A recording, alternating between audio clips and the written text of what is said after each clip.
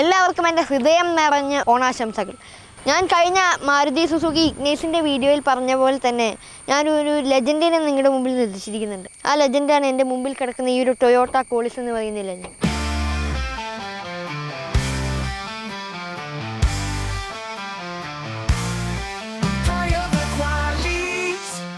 ടൊയോട്ടയുടെ കൂടുതൽ വിശേഷങ്ങളിലേക്ക് പോണതിന് മുമ്പ് എൻ്റെ പേര് രോഹിൻ രഘുരാജ്. എല്ലാവർക്കും ടർബോകാസ്റ്റിലേക്ക് സ്വാഗതം. ഈ ഒരു ടൊയോട്ടയുടെ ഈ ഒരു കോളിസ് ശരിക്കും ഒരു MPV വാഹനമാണ്. MPV എന്ന് വെച്ചാൽ മൾട്ടി പർപ്പസ് വെഹിക്കിൾ എന്നാണ് അതിൻ്റെ ഒരു ഫുൾ ഫോം വരുന്നത്. ഇന്ത്യയിൽ ടൊയോട്ട ആദ്യമായി ഇറക്കിയ ഒരു വാഹനമായിരുന്നു. 1997 to 98 ആ ഒരു കാലഘട്ടമൊക്കെ ആയപ്പോഴേക്കും ടൊയോട്ട ഇന്ത്യയിലേക്ക് വരുന്നത്. ടൊയോട്ട ഇന്ത്യയിലേക്ക് വന്നതിന് ശേഷം അവർ പെട്ടെന്നൊരു വണ്ടി ഇറക്കുകയല്ല ചെയ്തത്. അവർ ഇന്ത്യയിലെ അതായത് ഇന്ത്യൻ പീപ്പിൾസിൻ്റെ ആവശ്യങ്ങളൊക്കെ മനസ്സിലാക്കി ഒരു വാഹനം നിർമ്മിക്കണം എന്നായിരുന്നു അവരുടെ ആഗ്രഹം. ആ ഒരു സ്റ്റഡി ചെയ്തിട്ട് അവർ ഇറക്കിയൊരു വാഹനമാണ് ടൊയോട്ട കോളിസ്. ടൊയോട്ട കോളിസ് ശരിക്കും ടൊയോട്ട മാത്രമായിട്ടല്ല ഇറക്കിയത്. ടൊയോട്ടയും കിർലോസ്കർ ഗ്രൂപ്പും കൂടി ചേർന്നിട്ട് ഒരു ജോയിൻറ്റ് വെഞ്ചറായിട്ടാണ് ഈ ഒരു വണ്ടി ഇറക്കിയത്.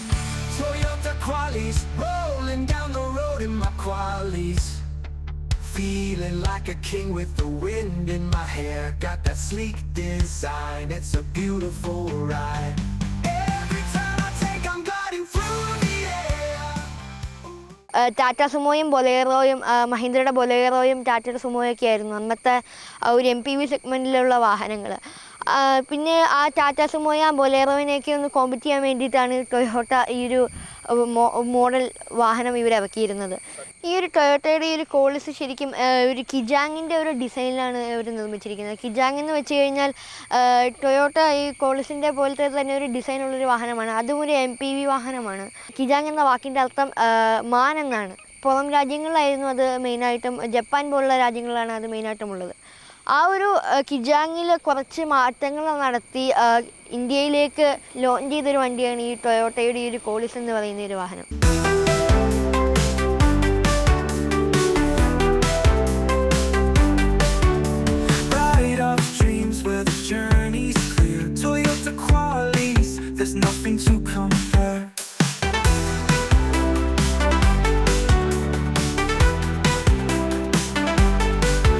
ഞാൻ നിങ്ങളുടെ മുമ്പിൽ കൊണ്ടുവന്നിരിക്കുന്നത് ടൊയോട്ട കോളിസ് FS 2003 മോഡലാണ്. ഇതിൻ്റെ എൻജിൻ 2.4 ലിറ്റർ ഡീസൽ എൻജിനാണ് ഇതിന് കൊടുത്തിരിക്കുന്നത്. എന്നാൽ എത്ര പേർക്കറിയാം ടൊയോട്ട കോളിസ് പെട്രോൾ എൻജിനും കൂടി ഉണ്ടെന്ന്. പക്ഷേ പെട്രോൾ എൻജിൻ ലിമിറ്റഡ് എഡിഷനാണ്. അതിപ്പോൾ അവർ കുറച്ച് മാത്രമാണ് ഇറക്കിയിട്ട് ഒരു 7000 സംതിങ് ആണ് വിറ്റ് പോയിട്ടുള്ളത് അവിടെ നിന്ന്. ടൊയോട്ട കോളിസ് ഭയങ്കര അട്രാക്റ്റീവായിട്ടുള്ളൊരു വാഹനമാണ്. ഇതിൻ്റെ ഒരു അട്രാക്റ്റീവ് ആവുന്നതിൻ്റെ കാരണം എന്താണെന്ന് വെച്ച് കഴിഞ്ഞാൽ ഒരു ബോക്സി ഡിസൈനാണ് ഈ ഒരു വാഹനത്തിന് കൊടുത്തിരിക്കുന്നത്. ഈ ഒരു ഡിസൈൻ ശരിക്കും ടൊയോട്ട ഇന്ത്യയിലെ പീപ്പിൾസിന് കാണിച്ചപ്പോഴേക്കും അവർ പറഞ്ഞെന്താണെന്ന് വെച്ചാൽ ഈ ഒരു വണ്ടി അത്രയ്ക്ക് വിറ്റ് പോവില്ല, ഈ ഒരു വണ്ടിക്ക് വലിയ സ്വീകാര്യത കിട്ടില്ല എന്ന് പറഞ്ഞു ഇന്ത്യയിലെ പീപ്പിൾസ്. പക്ഷേ ഈ ഒരു വണ്ടി ഇറങ്ങിയപ്പോഴാണ് മനസ്സിലായത് ഈ ഒരു വണ്ടി സൂപ്പർ ഹിറ്റായത്. അതിൻ്റെ ഡിസൈനും കൊണ്ടും അതിൻ്റെ റൈഡിങ് കംഫർട്ടൊക്കെ കൊണ്ട് തന്നെയാണ് ഈ ഒരു വണ്ടി സൂപ്പർ ഹിറ്റായത്. ഈ ഒരു ടൊയോട്ട കോളിസ് ഇറങ്ങിയ സമയത്ത് ഒരു ടാഗ് ലൈനോട് കൂടിയായിരുന്നു അവർ ഇറക്കിയത്. അതിന് ടാഗ് ലൈൻ ഏതാണെന്ന് വെച്ച് കഴിഞ്ഞാൽ ടച്ച് ആൻഡ് ട്രൈ എന്നതായിരുന്നു അതിൻ്റെ ടാഗ് ലൈൻ. നിങ്ങൾ ഓടിച്ച് നോക്കൂ എന്നിട്ട് ഇഷ്ടപ്പെടൂ എന്നായിരുന്നു. ഈ ഒരു വാഹനം ഇറങ്ങുന്നതിന് മുമ്പ് തന്നെ ആൾക്കാർക്ക് ഒരു ഡൗട്ട്സും കാര്യങ്ങളുണ്ടായിരുന്നു. ഈ ഒരു വാഹനം പവർ സ്റ്റിയറിംഗ് ആണോ അതോ വിത്തൗട്ട് AC അല്ല നോൺ AC ടൈപ്പ് വാഹനമാണോ? അതായത് ഒമിനിക്ക് പവർ സ്റ്റിയറിംഗ് ഉണ്ടായിരുന്നില്ല, നോർമൽ സ്റ്റിയറിംഗ് ആയിരുന്നു. അതായത് ഒമിനിക്ക് AC ഉണ്ടായില്ല.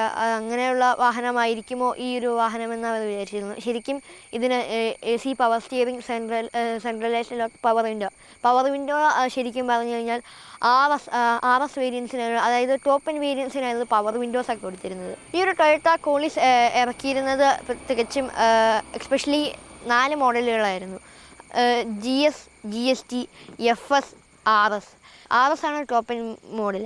GS എന്ന് പറയുന്ന നേരത്ത് ബേസ് മോഡലാണ്. GS എന്ന് പറയുന്ന നേരത്ത് ഗ്രാൻഡ് സലൂൺ എന്നായിരുന്നു. GST എന്ന് പറയുന്ന നേരത്ത് grand salon touring.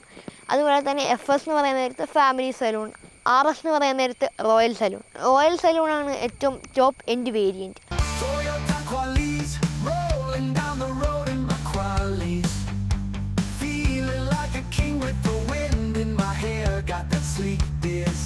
It's a beautiful ride. Every turn I take I'm gliding through the ഒരു വാഹനം ഇതിൻ്റെ ഒരു പ്രൊഡക്ഷൻ നിലനിന്നത് 4 വർഷമായിരുന്നു. 2000 തൊട്ട് 2004 കാലഘട്ടം വരെയായിരുന്നു ഇതിൻ്റെ ഒരു പ്രൊഡക്ഷൻ നിലനിന്നത്. ഇത് 2004 ആയപ്പോഴേക്കും സ്റ്റോപ്പ് ചെയ്തു. ഇതിൻ്റെ കാരണം എന്താണെന്ന് വെച്ച് കഴിഞ്ഞാൽ ടൊയോട്ട കോളിസ് നല്ല രീതിയിൽ വിറ്റ് പോയിക്കൊണ്ടിരുന്ന ഒരു വാഹനമാണ്. ഇതിൻ്റെ കാരണം എന്താണെന്ന് വെച്ച് കഴിഞ്ഞാൽ ടൊയോട്ടയുടെ ഈ ഒരു ഇന്നോവ എന്ന് പറയുന്ന ഈ ഒരു മോഡൽ ഇറക്കാനായിരുന്നു ഈ ഒരു ടൊയോട്ടയുടെ ഈ ഒരു കോളിസ് ശരിക്കും സ്റ്റോപ്പ് ചെയ്തത്. കോളിസ് സ്റ്റോപ്പ് ചെയ്തപ്പോഴേക്കും ഇന്ത്യയിലെ ആൾക്കാർ ടൊയോട്ട ഇന്നോവ എന്ന് പറയുന്ന ഒരു പുതിയ വാഹനം വരുന്നത് എല്ലാവരും അന്ന് അറിഞ്ഞിരുന്നു. അന്ന് അവർ പറഞ്ഞത് എന്താണെന്ന് വെച്ച് കഴിഞ്ഞാൽ ടൊയോട്ട കോളിസിൻ്റെ അത്രയുമൊന്നും ഇന്നോവ വിജയം നേടില്ല എന്നായിരുന്നു. പക്ഷേ എല്ലാവരെയും ഞെട്ടിച്ചുകൊണ്ട് തന്നെ ഇന്നോവ ഭയങ്കര ഇന്ത്യൻ മാർക്കറ്റിലൊക്കെ ഭയങ്കര ഒരു ഹിറ്റായിട്ടുള്ളൊരു വാഹനം തന്നെയായിരുന്നു.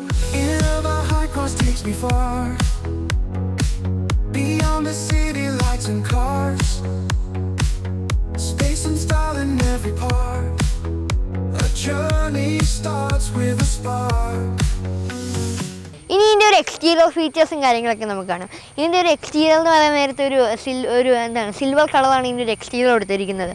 ഇതിൻ്റെ ഒരു ഗ്രില്ല് നമ്മൾ നോക്കുകയാണെന്നുണ്ടെങ്കിൽ നമ്മുടെ ബേസ് മോഡലായ GS നിന്നും തികച്ചും വ്യത്യസ്തമായിട്ടുള്ളൊരു ഗ്രിൽ പോർഷനാണ് ഇവിടെ കൊടുത്തിരിക്കുന്നത്. ഇത് ശരിക്കും GS ശരിക്കും പറഞ്ഞാൽ വളരെ ഷോർട്ടായിട്ടുള്ളൊരു ഗ്രില്ലായിരുന്നു. ഇതിപ്പോൾ വളരെ രീതിയിൽ എക്സ്പാൻഡ് ചെയ്തിട്ടുണ്ട്. സൈഡ് ബേസ് ആണെങ്കിലും എല്ലാ രീതിയിലും എക്സ്പാൻഡ് ചെയ്തിട്ടുള്ള ഒരു ഗ്രിൽ പോർഷനാണ് ഇവിടെ കൊടുത്തിരിക്കുന്നത്. പിന്നെ അത്യാവശ്യം വലിപ്പമുള്ള ഒരു ടൊയോട്ടയുടെ അന്നത്തെ കാലത്ത് ടൊയോട്ടയുടെ ഒരു ലോഗോ കാണാൻ പറ്റുന്നതാണ്. ഇതിൻ്റെ ബമ്പർ ബോഡി കളറല്ല കൊടുത്തിരിക്കുന്നത്, ബമ്പർ ബ്ലാക്ക് കളറാണ് കൊടുത്തിരിക്കുന്നത്. ഇനി നമുക്ക് ഇവിടെ അതിൻ്റെ ഒരു ഭംഗി കൂട്ടാൻ വേണ്ടി ചെയ്തിരിക്കുന്ന ഒരു മെറ്റാലിക് ഫ്രെയിം കാണാൻ പറ്റും. അതുകൂടാതെ തന്നെ ഇവിടെ ഫോഗ് ലാംപ്സ് വരുന്നില്ല. ഫോഗ് ലാംപ്സ് നമുക്ക് വേണമെങ്കിൽ ഷോറൂം ആക്സസറീസായിട്ട് ആഡ് ചെയ്യാവുന്നതാണ്. അതുകൂടാതെ തന്നെ ഇത് LED ഹെഡ് ലാംപ്സ് അല്ല കൊടുത്തിരിക്കുന്നത്, ഹാലജൻ ഹെഡ് ലാംപ്സ് ആണ് കൊടുത്തിരിക്കുന്നത്. ഇതിന് DRLS പിന്നെ പെഡൽ ലാംപ്സാണ് ഇതിനും കൊടുത്തിരിക്കുന്നത്. പിന്നെ ഇതിൻ്റെ ഒരു ബോണറ്റ് എന്ന് പറയാൻ നേരത്തെ തന്നെ ഒരു ഹുഡ് സ്കോപ്പ് ഡിസൈനിലാണ് ഇതിൻ്റെ ഒരു ബോണറ്റും സെറ്റ് ചെയ്തിരിക്കുന്നത്. ഇനി നമുക്ക് ഇതിൻ്റെ ഒരു ഇതിൻ്റെ ഒരു സൈഡിലേക്ക് നമ്മൾ പോയി കഴിഞ്ഞ് കഴിഞ്ഞാൽ ഇവിടെ ടൊയോട്ട കോളിസ് എന്ന് പറഞ്ഞൊരു ബാഡ്ജിങ് കാണാൻ പറ്റുന്നതാണ്. അതുകൂടാതെ തന്നെ നമ്മുടെ വീലാർച്ചും കാര്യങ്ങളൊക്കെ ശരിക്കും പറഞ്ഞു കഴിഞ്ഞാൽ ഒരു 320 mm ആണ് ഇതിൻ്റെ ഒരു വീലാർച്ചിൻ്റെ ഒരു സൈസ് പറയുന്നത്. ഇവിടെ ഒരു ഫുഡ് സ്റ്റെപ്പ് കാണാൻ പറ്റുന്നുണ്ട്, നമുക്ക് ചവിട്ടി കയറാൻ പറ്റുന്ന ഒരു ഫുഡ് സ്റ്റെപ്പ് കാണാൻ പറ്റുന്നുണ്ട്. ശരിക്കും ഒരു ബോക്സി രൂപം തന്നെയാണ് നമ്മളൊരു സൈഡിലേക്ക് വന്നു കഴിഞ്ഞാൽ കിട്ടുന്നത്. ഇതിൻ്റെ ഒരു സൈഡിൽ ഇങ്ങനത്തെ കുറേ ഡിസൈൻസ് കാണാൻ പറ്റുന്നുണ്ട്. അത് ഇങ്ങനത്തെ FS GS GST എന്ന് പറയുന്ന മോഡൽസിന് മാത്രമേ ഉള്ളൂ. അതായത് അങ്ങനെ ടോപ്പ് ആൻഡ് വേരിയൻസ് ആയ RSലൊന്നും ഇങ്ങനത്തെ രീതിയിലുള്ള ഈ ഒരു ഡിസൈനൊന്നും കാണാൻ പറ്റുന്നതല്ല. ഇതുകൂടാതെ തന്നെ ഈ ഒരു വണ്ടിക്ക് സ്പോയിലറൊക്കെ നമുക്ക് ഷോറൂം ആക്സസറീസായിട്ട് ആഡ് ചെയ്യാവുന്നതാണ്. ഇതിൻ്റെ ഒരു ബൂട്ട് സ്പേസിലേക്കും കാര്യങ്ങളൊക്കെ വന്നു കഴിഞ്ഞാൽ നമ്മൾ ഈ ഒരു ബാക്ക് സ്പേസിലേക്ക് തന്നെ വന്നു കഴിഞ്ഞാൽ ഒരു സ്ക്വയർ രീതിയിലാണ് ഇതിൻ്റെ ഒരു ഡിസൈൻ വെച്ചിരിക്കുന്നത്. അതുകൂടാതെ തന്നെ ബാക്കിലും ചിലപ്പോൾ സീറ്റ്സ് ഉണ്ടാകും. അതായത് ഫേസ് ടു ഫേസ് സീറ്റ്സാണ് ബാക്കിൽ ചില കോളിസിനൊക്കെ കൊടുക്കാറുള്ളത്, ബേസ് മോഡൽസിനൊക്കെ കൊടുക്കാറുള്ളത്. ഇതിന് അങ്ങനത്തെ സീറ്റല്ല. അതിന് വേണ്ടി തന്നെ ഇവിടെ ചവിട്ടി കയറാൻ വേണ്ടി ഒരു ഫുഡ് സ്റ്റെപ്പ് വെച്ചിട്ടുണ്ട്. അപ്പോൾ ഇവിടെ നമ്മുടെ ഒരു അത്യാവശ്യം വലിയൊരു ടൊയോട്ടയുടെ ഒരു ബാഡ്ജിങ് ഒരു ലോഗോ കാണാൻ പറ്റുന്നതാണ്. അതുകൂടാതെ തന്നെ സൈഡിൽ കണ്ട പോലെ തന്നെ ഇവിടെയും ഒരു കോളിസിൻ്റെ ഒരു ബാഡ്ജിങ് ഉണ്ട്.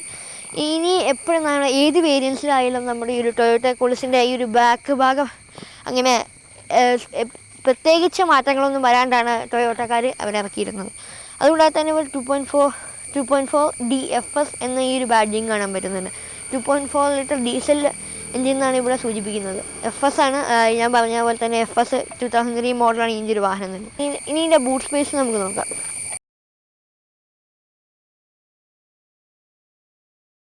ഇതിന് അത്യാവശ്യം നല്ല രീതിയിലുള്ള ഒരു ബൂട്ട് സ്പേസാണ് ഇതിന് കൊടുത്തിരിക്കുന്നത്. അതുകൂടാതെ തന്നെ ഇത് പയനിയറിൻ്റെ 2 സ്പീക്കേഴ്സും ഇവിടെ കൊടുത്തിട്ടുണ്ട്. ഇത് സീറ്റ് മടക്കി വെച്ചിട്ട് തന്നെ ഇത്ര നല്ല ബൂട്ട് സ്പേസ് ഉണ്ട്. ഇനി സീറ്റ് ബാക്ക് താത്തി കഴിഞ്ഞാലും അത്യാവശ്യം നല്ല ബൂട്ട് സ്പേസ് കാണും. ഇതൊക്കെയാണ് ഇതിൻ്റെ ഒരു എക്സ്റ്റീരിയർ ഫീച്ചേഴ്സും ബൂട്ട് സ്പേസും കാര്യങ്ങളൊക്കെ. ഇനി നമുക്ക് ഇതിൻ്റെ ഒരു ഇൻറ്റീരിയർ പോർഷനിലേക്ക് പോവാം. ഫുഡ് സ്റ്റെപ്പ് ചവിട്ടി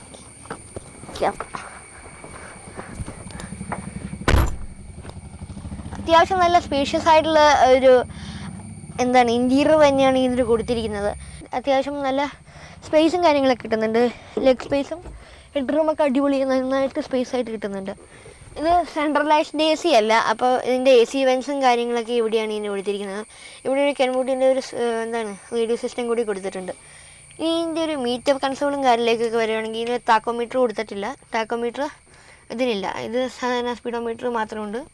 അതുകൂടാതെ തന്നെ ഇതിൻ്റെ ടെമ്പറേച്ചർ ചെക്ക് ചെയ്യാൻ ടെമ്പറേച്ചർ അല്ലെങ്കിൽ ഫ്യൂവൽ ടാങ്കിൻ്റെ എഫിഷ്യൻസി നോക്കാൻ പറ്റുന്ന പാർട്സുമാണ് ഇവിടെ കൊടുത്തിരിക്കുന്നത്. ഇതിൻ്റെ ഒരു ഹാൻഡ് ബ്രേക്ക് എവിടെയെന്ന് ഞാൻ നോക്കിയപ്പോൾ ഇവിടെ ഒന്നും കാണുന്നില്ല.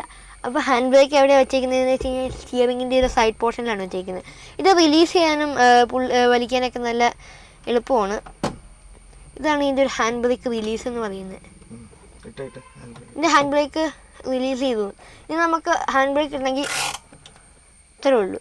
ഇതാണോ പ്രസ് ബട്ടൺ ടേൺ, ഇത്രേ ഉള്ളൂ ഇതിൻ്റെ ഒരു ഹാൻഡ് ബ്രേക്കിംഗ് സിസ്റ്റം എന്ന് പറയുന്നത്. ഈ ഒരു സ്റ്റിയറിങ് തന്നെ ഒരു ഐക്കോണിക് ആയിട്ടുള്ള ഒരു സ്റ്റിയറിംഗ് ആണ്. എന്ന് വെച്ച് കഴിഞ്ഞാൽ ഇതൊരു 2 സ്പോക്ക് സ്റ്റിയറിംഗ് ആണ്. ഇവിടെ ഒരു അവ്യക്തമായ ഒരു ടൊയോട്ടയുടെ ഒരു ബാഡ്ജിങ് കാണാൻ പറ്റുന്നുണ്ട്, ഒരു ലോഗോ കാണാൻ പറ്റുന്നുണ്ട്. അതുകൂടാതെ തന്നെ ഈ ഒരു പോർഷനിലാണ് ഇതിൽ ഹോണും കാര്യങ്ങളൊക്കെ വരുന്നത്.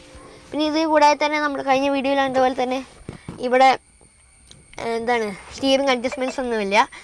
ഇനി ഇത് പുഷ് ബട്ടൺ സ്റ്റാർട്ടൊന്നുമല്ല, നമ്മൾ കീയിട്ട് തന്നെ ഇത് സ്റ്റാർട്ട് ചെയ്യുന്ന ഒരു സിസ്റ്റമാണ് ഇതിന് കൊടുത്തിരിക്കുന്നത്. അതുകൂടാതെ തന്നെ ഇവിടെ ഒരു ചാർജിങ് സ്ലോട്ട്സും കാര്യങ്ങളൊക്കെ കൊടുത്തിട്ടുണ്ട്. നീളത്തിലുള്ളൊരു ഗിയർ സിസ്റ്റമാണ് ഇതിന് കൊടുത്തിരിക്കുന്നത്. ഈ ഒരു വണ്ടി ഇരുന്ന് ഓടിക്കാൻ നേരത്തെ തന്നെ നമുക്ക് ഫ്രണ്ട് മുഴുവൻ കാണാവുന്നതുകൊണ്ട് തന്നെ നല്ല രീതിയിലുള്ളൊരു ഡ്രൈവിംഗ് കംഫേർട്ടാണ് ഇതിന് കിട്ടുന്നത്. ട്രാൻസ്മിഷൻ കേസൊക്കെ നമ്മൾ നോക്കുകയാണെന്നുണ്ടെങ്കിൽ 5 സ്പീഡ് മാനുവൽ ട്രാൻസ്മിഷനാണ് ഇതിന് കൊടുത്തിരിക്കുന്നത്. അതുകൂടാതെ തന്നെ അത്യാവശ്യം നീളത്തിലുള്ള ഒരു ഗിയർ ഷിഫ്റ്ററാണ് ഇതിന് കൊടുത്തിരിക്കുന്നത്. ഇത് നല്ലൊരു സ്പീഷ്യസ് ആയിട്ടുള്ളൊരു വണ്ടി തന്നെയാണ്. നമുക്ക് ഞാൻ നേരത്തെ പറഞ്ഞ പോലെ തന്നെ ഫ്രണ്ട് ഇരുന്നാലും അത്യാവശ്യം നന്നായിട്ട് കാണാൻ പറ്റുന്നുണ്ട്. ഇത് സെൻട്രലൈസ്ഡ് AC അല്ല കൊടുത്തിരിക്കുന്നത്, അപ്പോൾ AC വെൻസ് അധികം നമുക്ക് കിട്ടാൻ സാധ്യതയില്ല ബാക്ക് സീറ്റ്സിലേക്കൊക്കെ. പക്ഷേ സത്യം പറഞ്ഞാൽ ഈ ഒരു വണ്ടി ഓടിക്കാനൊക്കെ അതിയായ താല്പര്യമുണ്ട്, പക്ഷേ പറ്റുന്നില്ല എന്നുള്ളതാണ് സത്യം. ബിക്കോസ് പ്രായമായിട്ടില്ല. ഈ ഒരു വണ്ടിയിൽ ഇരുന്ന് യാത്ര ചെയ്യാനും അടിപൊളിയാണെന്നാണ് കോൾസ് ഉപയോഗിച്ച എല്ലാ ആൾക്കാരും പറയുന്നത്. ഇന്നോവയെക്കാട്ടിലും റൈഡിങ് കംഫോർട്ട് ഈ ഒരു കോൾസ് നൽകുന്നുണ്ടെന്നാണ് പറയുന്നത്. എനിക്കെന്തായാലും ഈ ഒരു വാഹനത്തിൻ്റെ ഡ്രൈവിംഗ് കംഫോർട്ട് ഓടിച്ച് പറയാൻ പറ്റത്തില്ല, എനിക്ക് അതിനുള്ള പ്രായമായിട്ടില്ല. അപ്പോൾ ഈ ഒരു വണ്ടി നന്നായിട്ട് മെയിൻറ്റെയിൻ ചെയ്യുന്ന ഈ ഒരു വണ്ടിയുടെ ഓൾ ഇൻ ഓൾ ആയിട്ട് ഈ അങ്കിളെ നമുക്ക് പരിചയപ്പെടാം. അതെങ്ങനെ നിങ്ങളുടെ പേരെന്താണ്? John Joseph. നിങ്ങൾ എന്താ ചെയ്യുന്നത്? ഞാൻ തിരുവാണിയിൽ എടപ്പള്ളി വരുന്നത് ഹാർഡ്വെയർസ് എന്ന് പറയുന്ന ഹാർഡ്വെയർ സ്ഥാപനം നടത്തുകയാണ്. കമ്പി, സിമെൻറ്റ്, പെയിൻറ്റ് എല്ലാം കൂടി വിൽക്കുന്ന ഒരു കടയാണ്. അങ്ങനെ എന്തുകൊണ്ടാണ് ഈ ഒരു വണ്ടി എടുക്കാനുള്ള ഒരു കാരണം? ഒരു പുതിയ വണ്ടി വാങ്ങണമെന്ന് പറഞ്ഞപ്പോൾ എൻ്റെ അനിയന്മാരൊക്കെ ബഹ്റൈനിൽ ടൊയോട്ടയുടെ വണ്ടികളാണ് ഉപയോഗിക്കുന്നത്. അപ്പോൾ അവർ പറഞ്ഞ് ടൊയോട്ട തന്നെ എടുത്താൽ മതി എന്ന് പറഞ്ഞ് അങ്ങനെ അതുകൊണ്ടാണ് ടൊയോട്ട വണ്ടി എടുത്തത്. ഇതിൻ്റെ ഒരു ഡ്രൈവിംഗ് കംഫോർട്ട് എത്രത്തോളം ഉണ്ടെന്ന് അറിയാമോ? ഡ്രൈവിംഗ് കംഫോർട്ടുകൾ നല്ല മറ്റുള്ള വണ്ടികൾ ഏത് നമ്മൾ ഓടിച്ചു നോക്കിയിട്ടും നമുക്ക് ഇതിൻ്റെ അത്ര പറ്റുന്നില്ല. കാരണം ഞാൻ ഈ 10-21 വർഷമായിട്ട് ഓടിക്കുന്നതുകൊണ്ടാണോന്ന് അറിയില്ല. ഏതായാലും ഇതിൻ്റെ അത്ര ഒരു സുഖം എനിക്ക് തോന്നുന്നില്ല മറ്റുള്ള വണ്ടികളൊന്നും ഓടിച്ചിട്ട്.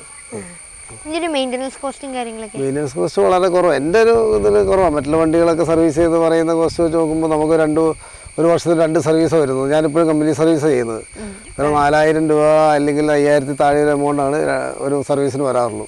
ഇതിപ്പോൾ ഒരു മൈലേജും കാര്യങ്ങളൊക്കെ പറയാമോ? സിറ്റി ലൈഫ് മൈലേജ് ഒന്നും നമ്മളങ്ങനെ ചെക്ക് ചെയ്യാറില്ല. കാരണം ഡീസൽ ഓടിക്കുന്ന അവരെ ഒരു 10-14 കിലോമീറ്റർ AC ഇട്ട് കമ്പനിയുടെ 17-18 അങ്ങോട്ട് പറയുന്നുണ്ട്. നമുക്കൊരു 10-14 കിട്ടുന്നുണ്ട് AC ഇട്ട് ഓടിക്കുമ്പോൾ. ഇതിൻ്റെ ഒരു പ്രൈസും കാര്യങ്ങളൊക്കെ അന്ന് എടുത്ത പ്രൈസും കാര്യങ്ങളൊക്കെ? അന്ന് 7,14,000 രൂപയ്ക്കാണ് അന്ന് എടുക്കുന്നത്, 2003. ഇത്രയും യാത്രാസുഖമുള്ള വണ്ടി വാങ്ങണ 25 to 30 lakhs കൊടുത്താൽ ഇപ്പോൾ ഇങ്ങനെ വണ്ടി കിട്ടുള്ളൂ. അന്നത്തെ കാലത്ത് അന്നത്തെ കാലത്ത് 7 lakhs സംതിങ്ങിന് മേടിച്ചു. ഇന്നൊരു 25 to 30 lakhs കൊടുത്താലാണ് നമുക്ക് ഇങ്ങനത്തെ ഒരു വണ്ടി ഇപ്പോൾ കിട്ടുള്ളൂ. ഇത്രയും യാത്രാസുഖമുള്ള വണ്ടികൾ. അതും അപ്പോൾ മെയിൻ്റനൻസ് കോസ്റ്റ് ഭയങ്കര കൂടുതലായിരിക്കും. സർവീസ് ചാർജൊക്കെ ഭയങ്കര കൂടുതലായി. ഇപ്പോൾ ഒരു 5000 കിലോമീറ്റർ നമ്മൾ ഓടി ടൊയോട്ടയിൽ നമ്മൾ സർവീസിന് കൊണ്ട് ചെല്ലുമ്പോൾ നമുക്ക് മാക്സിമം ഒരു 3000 രൂപ, 4000 രൂപ, 5000 രൂപ ആ റേഞ്ചിൽ വരാറുള്ളൂ. പിന്നെ അവരൊരു ഇങ്ങനെ ഒരു 40,000 കിലോമീറ്റർ കൂടുമ്പോൾ ഒരു സർവീസ് ഉണ്ട്. 40,000, 80,000 കൂടുമ്പോൾ അതിനൊരു ഇത്തിരി പൈസ കൂടുതൽ വരാറുണ്ട്. അല്ലെങ്കിൽ നോർമലി ഒരു 3500, 4000, 4500 അത്രേ വരാറുള്ളൂ. ഞാൻ നെട്ടൂർ നിപ്പോൺ ടൊയോട്ട വണ്ടി എടുത്തത്. Ride off dreams where the journey's clear. Toyota qualities, there's nothing to compare.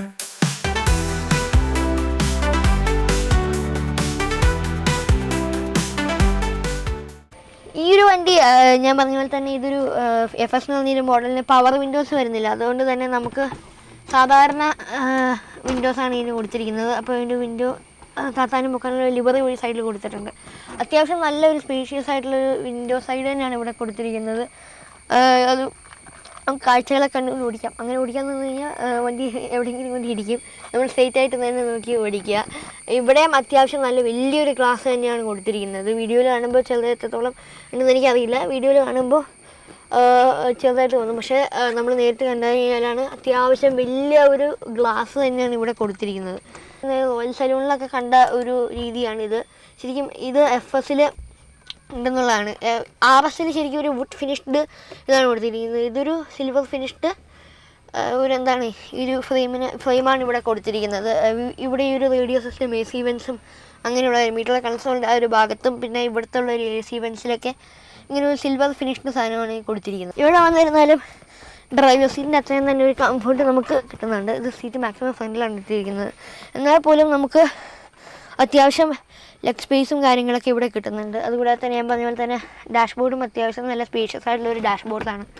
ഇതിൻ്റെ ഒരു ഡോറും കാര്യങ്ങളൊക്കെ നോക്കുകയാണെന്നുണ്ടെങ്കിൽ ഇവിടെ സ്പേസസൊന്നും കാര്യങ്ങളൊന്നും കൊടുത്തിട്ടില്ല. അതായത് RS നമുക്ക് സ്പേസസും കാര്യങ്ങളൊക്കെ ഇവിടെ കൊടുത്തിട്ടുണ്ട്.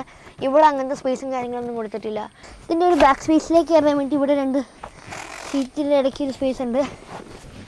അവിടെ RS പോലെ അവിടെ കപ്പ് ഹോൾഡേഴ്സും കാര്യങ്ങളൊന്നും വരുന്നില്ല. അതുകൊണ്ട് നമുക്ക് ഫ്രണ്ടിൽ ആരെങ്കിലും ഇരിക്കണമെങ്കിൽ ബാക്ക് സീറ്റിലേക്ക് പെട്ടെന്ന് വന്നിരിക്കണമെങ്കിൽ അവിടെ സ്പേസും കൊടുത്തിട്ടുണ്ട്, നടക്കാനുള്ള സ്പേസും കൊടുത്തിട്ടുണ്ട്. ബാക്ക് സീറ്റിലും അത്യാവശ്യം നല്ല സ്പേഷ്യസ് ആണ്. ഹെഡ് റൂമൊക്കെ അത്യാവശ്യം നല്ല രീതിയിലുണ്ട്. ഇവിടെ പിന്നെ ഒരു ഹാൻഡ് ഹോൾഡേഴ്സ് ഉണ്ട്. ഇവിടെ നമ്മുടെ ഇപ്പോഴത്തെ ടെക്നോളജീസ് ഒന്നും അല്ല ഇതിന് കൊടുത്തിരിക്കുന്നത്. പണ്ടത്തെ ഫിക്സഡ് ആയിട്ട് തന്നെയാണ് അവിടെ ഇരിക്കുന്നത്. അതുകൂടാതെ തന്നെ നമ്മൾ ബസ്സിലും അങ്ങനെയുള്ള വീഡിയോസിലൊക്കെ കണ്ട പോലെ തന്നെ ഇതിങ്ങനെ റിട്ടേൺ പോകുന്ന ടൈപ്പ് ഒരു സാധനമല്ല. പിന്നെ അതുകൂടാതെ തന്നെ ഇവിടുത്തെ ഒരു സീറ്റിംഗ് കപ്പാസിറ്റി എന്ന് പറയുന്നത് 1, 2, 3 പേർക്ക് ഇരിക്കാൻ പറ്റുന്ന സീറ്റിംഗ് കപ്പാസിറ്റിയാണ്. ഇവിടെ 1, 2 അപ്പോൾ 5 സീറ്റ് ആയി. ഇവിടം വരെ എത്തി. ഇപ്പോൾ 5 സീറ്റായി. ഇനി ബാക്കിലത്തെ റോയിലും സീറ്റ്സ് ഉണ്ട്. അത്യാവശ്യം നല്ലൊരു സ്പേഷ്യസ് ആയിട്ടുള്ള ഒരു ഗ്ലാസ് ഏരിയ ആണ് ഇവിടെ കൊടുത്തിരിക്കുന്നത്. അതുകൂടാതെ തന്നെ നമുക്ക് കാഴ്ചകളൊക്കെ കണ്ട് യാത്ര ചെയ്യാം. ഇവിടെ ഞാൻ നേരത്തെ പറഞ്ഞ പോലെ തന്നെ ഇവിടെ നമുക്ക് കാഴ്ചകളൊക്കെ കാണാം. അവിടെ കാഴ്ചകൾ കണ്ടു കഴിഞ്ഞാൽ പണി കിട്ടും. ഇത് കമ്പനി സീറ്റാണ്. അതിൻ്റെ മുകളിൽ അപ്ഹോൾസ്റ്റർ ചെയ്യുന്നത് മാത്രമേ ഉള്ളൂ. ഇതുപോലെ തന്നെ ഈ ഒരു റോയിലുള്ള പോലെ തന്നെ ഒരു 3 സീറ്റായിരിക്കും ബാക്കിലും കൂടി പോയി കഴിഞ്ഞാലും. ഇതൊക്കെയാണ് ഇതിൻ്റെ ഒരു എക്സ്റ്റീരിയറിലെ ഫീച്ചേഴ്സും ഇൻറ്റീരിയറിലെ ഫീച്ചേഴ്സും. ഈ ഒരു വണ്ടിയുടെ ഒരു ടോട്ടൽ കാര്യങ്ങളൊക്കെയാണ് ഞാൻ ഈ പറഞ്ഞത്. ഈ ഒരു വണ്ടി ഓടിച്ചവർക്കറിയാം ഇതിൻ്റെ ഒരു ഡ്രൈവിംഗ് കംഫോർട്ടും ഭയങ്കര സൂപ്പറായിട്ട് ഇതിനകത്ത് ഭയങ്കര സൂപ്പറാണ് ഇതിൻ്റെ ഡ്രൈവിംഗ് കംഫോർട്ട്. അതുകൂടാതെ തന്നെ ഇതിനകത്ത് ഇരുന്ന് യാത്ര ചെയ്യാനും അടിപൊളിയാണ്. ഈ ഒരു മൈലേജും കാര്യങ്ങളൊക്കെ എത്രയാണെന്ന് വെച്ച് കഴിഞ്ഞാൽ കമ്പനി പറയുന്നത് ഒരു 13 to 14 ആ ഒരു റേഞ്ചിലാണ് ഇതിൻ്റെ കമ്പനി പറയുന്നത്. അതുകൂടാതെ തന്നെ മൈലേജ് നമ്മൾ ഇടയ്ക്ക് സിറ്റി റോഡ്സിലൊക്കെ ഓടിക്കാൻ നേരത്തെ ഒരു 9 to 10 ആ റേഞ്ചിൽ മൈലേജ് കിട്ടാൻ സാധ്യതയുണ്ട്. അപ്പോൾ ഇതൊക്കെയാണ് ഇതിൻ്റെ ഒരു ഫീച്ചേഴ്സും കാര്യങ്ങളും, ഇതിൻ്റെ ഒരു സീരിയസ് ഫീച്ചേഴ്സും കാര്യങ്ങളും. ഇനി ഇതുപോലത്തെ ഒരു അടുത്ത വീഡിയോയ്ക്ക് കാണുന്നവരേക്കും ബൈ. പിന്നെ ലൈക്കും ഷെയർ സബ്സ്ക്രൈബ് ചെയ്യാൻ മറക്കരുത്. ഞാൻ ഈ വണ്ടിയിൽ വിട്ടുപോയ എന്തെങ്കിലും കാര്യങ്ങളുണ്ടെങ്കിൽ അല്ലെങ്കിൽ ഞാൻ പറഞ്ഞ എന്തെങ്കിലും തെറ്റായിട്ടുള്ള കാര്യങ്ങളുണ്ടെങ്കിൽ നിങ്ങൾക്ക് ഉറപ്പായിട്ടും താഴെ കമൻറ്റ് ചെയ്യാവുന്നതാണ്.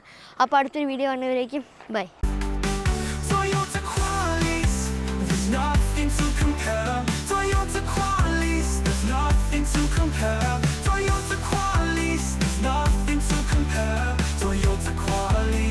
Nothing to compare.